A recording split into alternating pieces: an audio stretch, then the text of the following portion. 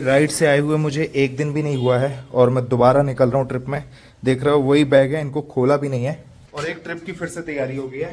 तो मेरा फ्रेंड आया है गौरव, मुकेश और मैं निकल रहे हैं सोमनाथ महादेव के दर्शन करने। तो ये देखो भाई, ये इसका डग्गा है। इस जगह में हमारा सफ़र होगा भाई। गाड़ी एक नंबर है, बस इसमें थोड़ा बहुत काम अभी कराना है, वो काम कराएंगे। और ये देखो, ये मेरे दोनों सैडल बैग जो के त्यों खुले भी नहीं है और वापस से मैंने ठूस दिए। तो टाइम हो रहा है 11:30 और राइड से आके बस एक दिन का मैंने रेस्ट किया है। और ये बंदा इसलिए आया ही था क्योंकि इसको जाना था सोमनाथ, तो इसने 2 दिन मेरा वेट किया यहाँ इंदौर में और मैं बस कल आया था, आज फिर से निकल रहा हूँ। 3 दिन की ये ट्रिप है, चलते हैं, देखते हैं, मज़ा आएगा। रास्ते में बहुत सी चीज़ें होंगी, तो अभी फटाफट यहाँ से निकलते हैं, फिर उसके बाद आप लोगों से बात करता हूँ। तो भाई गाड़ी में अभी काम हो रहा है अलाइनमेंट और बैलेंसिंग का। तो ये गाड़ी गौरव ने अभी सेकेंड हैंड खरीदी है। टायर आज से ही ली तूने? ओ भाई संभालो। तो अभी अलाइनमेंट बैलेंसिंग का काम हो रहा है क्योंकि गाड़ी ना लेफ्ट पकाओ राइट को जा रही है, तो रिस्क नहीं लेना क्योंकि 800 किलोमीटर की ट्रिप है। तो देखते हैं कितना टाइम लगता है। ऑलरेडी हम लोग बहुत ज़्यादा लेट हो गए हैं क्योंकि भाई मुझे थकान भरी पड़ी थी। पुणे से आया था मैं, ठीक से नींद भी नहीं ले पाया हूँ और अभी हमारी ये ट्रिप प्लान हो गई है। तो भाई टाइम हो रहा है 2:02 और अभी भी हम लोग इंदौर में ही अटके हैं।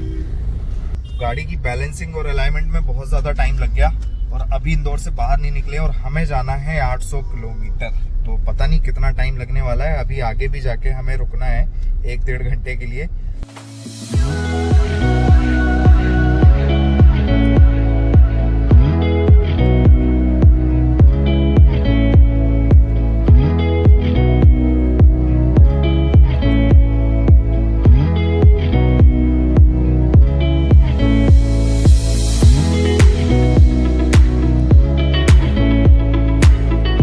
भाई टाइम हो रहा है 9:05। तो भाई बहुत लंबी ड्राइव थी, पूरी रात गाड़ी चली है। 800 किलोमीटर था इंदौर से और बहुत ज़्यादा थकान हो गई थी। मतलब समझ में नहीं आ रहा था कि कहीं गाड़ी रोक के सो लें, क्या करें, लेकिन टाइम की कमी थी इसलिए कहीं रुके नहीं। तो फाइनली यहाँ पहुँच गए, नहा वहा लिया है। यहाँ पे सीन ऐसा है ना कि मंदिर के पास में ही आपको नहाने के लिए मिल जाते हैं बाथरूम वगैरह रेंट पे। मतलब 200 रुपये 250 रुपये ऐसा दो तो आपको नहाने के लिए मिल जाता है। हमने रूम ले लिया था, 500 रुपये में रूम मिल गया 1 घंटे के लिए। तो वहाँ नहा वहा के पूरा सामान हमने वापस से अपनी कार में रख दिया। कार पार्किंग पीछे है और अब जा रहे हैं मंदिर दर्शन के लिए। तो देखते हैं अभी आगे क्या सीन है। मोबाइल वोबाइल मुझे लगता है लेके जाना अलाउ तो होगा नहीं, मोबाइल कहीं जमा होगा। और दर्शन करते हैं, उसके बाद का क्या है प्लान वो बताते हैं आप लोगों को। भाई यहाँ पे ऐसा सीन लग रहा है कि मोबाइल वगैरह यहीं पे रखना होगा। ये देखो लिखा हुआ है मोबाइल, इलेक्ट्रिक, चाबी, बैटरी, डिजिटल घड़ी यहाँ जमा करवाएं। तो ये सारी चीज़ें यहाँ रखवा देते हैं। भीड़ बहुत ज़्यादा है, अभी शोर भी हो रहा होगा। तो मंदिर में दर्शन करके आते हैं, उसके बाद आप लोगों से बात करते हैं। तो हमने कर लिए हैं सोमनाथ महादेव के दर्शन और वहाँ जाने के लिए सबसे पहले आपके फ़ोन जमा हो जाते हैं। फ़ोन लेकर नहीं जा सकते, फ़ोन, कैमरा, कोई भी ऐसी चीज़ ना अंदर लेकर जाना अलाउड नहीं है। ज़्यादा कुछ भीड़ भाड़ वाला सीन नहीं था, बड़े आराम से दर्शन हो गए। और भाई मंदिर के जस्ट बगल से समंदर है और जब आप वहाँ जाके वहाँ का व्यू देखोगे ना, मज़ा आ जाएगा। अब मैं दिखा इसलिए नहीं पाया क्योंकि मोबाइल ही जमा हो जाता है, ना आप मोबाइल ना कैमरा कुछ भी लेकर नहीं जा सकते। तो हमने तो मज़े किए बहुत अच्छे से, भगवान के दर्शन हुए, आनंद आ गया, मज़ा आ गया। अब यहाँ से निकल रहे हैं, कुछ नाश्ता वास्ता करेंगे। भाई आज सुबह से हमारा गुजराती नाश्ता चल रहा है और अभी खा रहे हैं हम फाफड़ा। तो ये है फाफड़ा। इसके पहले खाया था क्या, पापड़ी। तो भैया चाहे खाखड़ा खा लो चाहे पापड़ा खा लो, सब एक ही चीज़ है, बेसन से बन रही है।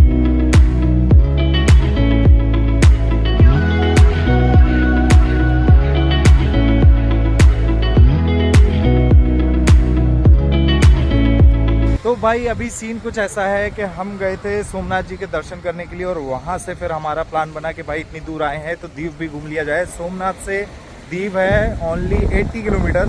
तो हमने नाश्ता किया और उसके बाद गाड़ी दबाई और अब देखो नज़ारे भाई, हमें समंदर के किनारे दीव में। हाँ बोलना भाई। तो भाई सीन चेक करो, समंदर के किनारे यार, मज़ा आ गया भाई। अभी बस दिक्कत ये है कि यहाँ पे धूप इतनी ज़्यादा है ना कि हालत ख़राब हो रखी है। वैसे भी अभी जब मैं पुणे से आया था ना तो बिना हेलमेट की राइड की तो बहुत मेरे को ना टैनिंग हो गई है। और अभी मुझे धूप से बचना चाहिए, लेकिन फिर भी धूप में घूम रहा हूँ मैं। तो थोड़ी देर यहाँ मस्ती करेंगे, इसके बाद कहीं होटल वोटल लेके रुकेंगे और शाम को आएंगे वापस से समंदर के किनारे। तो नहाया जाएगा, थोड़ी मस्ती की जाएगी, देखते हैं अभी क्या सीन है। तो भाई ये है यहाँ का थकेला सा मार्केट। ऐसा लग रहा है कुछ उजड़ गया हो जैसे। इसके बाद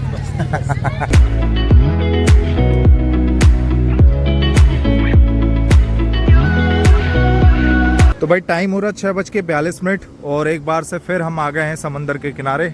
और अभी का ऐसा कुछ है माहौल। सुबह आए हुए थे हम लोग यहाँ पे, सुबह बहुत ज़्यादा धूप थी तो इसलिए ज़्यादा घूमा नहीं। और फिर यहाँ से निकल के हमने खाना वाना खाया, एक होटल किया, वहाँ पे जाके रेस्ट किया। और अब है हमारे निकलने का टाइम, मतलब वापस से निकल रहे हैं हम इंदौर की तरफ। वो इसलिए क्योंकि भाई यहाँ पे सच में ज़्यादा कुछ है नहीं सिवाय ये माहौल के। बाकी मेरे बैक साइड पे देख सकते हो ये चल रही है वाटर स्पोर्ट्स एक्टिविटी। तो ये सब अगर आपको करना हो तो यहाँ पे आके कर सकते हो। जो क्या ही राइड बोलते हैं इसको, बनाना राइड है और आपका पैराग्लाइडिंग है, जो भी चीज़ें होती हैं ये सब यहाँ पे होता रहता है। तो मेरे लिए एक अच्छा एक्सपीरियंस था इस वजह से क्योंकि मैं डायरेक्ट दीव के लिए नहीं निकला। मतलब मैं आया था महादेव के दर्शन करने के लिए, वो किया और वहाँ से फिर सोमनाथ से ये है 80 किलोमीटर। तो अगर आप सोमनाथ आ रहे हो तो फिर यहाँ आना बनता है भाई, ज़्यादा दूर नहीं है तो इसको घूम के जाओ। लेकिन अगर आप सिर्फ ये जगह कवर करने आ रहे हो ना तो भाई परेशान हो जाओगे, मतलब उतना अच्छा माहौल नहीं मिलेगा। हमारे साथ जितने भी बंदे आए हैं सबके चेहरे लटके हुए हैं कि भाई कहाँ आ गए, क्या कर लिया, इससे अच्छा हम इंदौर निकल जाते। तो ऐसा कुछ था आज का वीडियो। अगर आप लोगों को अच्छा लगा हो तो प्लीज़ वीडियो को लाइक करना, चैनल को सब्सक्राइब करना। मिलते हैं अगले वीडियो में, तब तक के लिए बाय बाय। वो देखो वहाँ दूर वो हो रही है पैराग्लाइडिंग।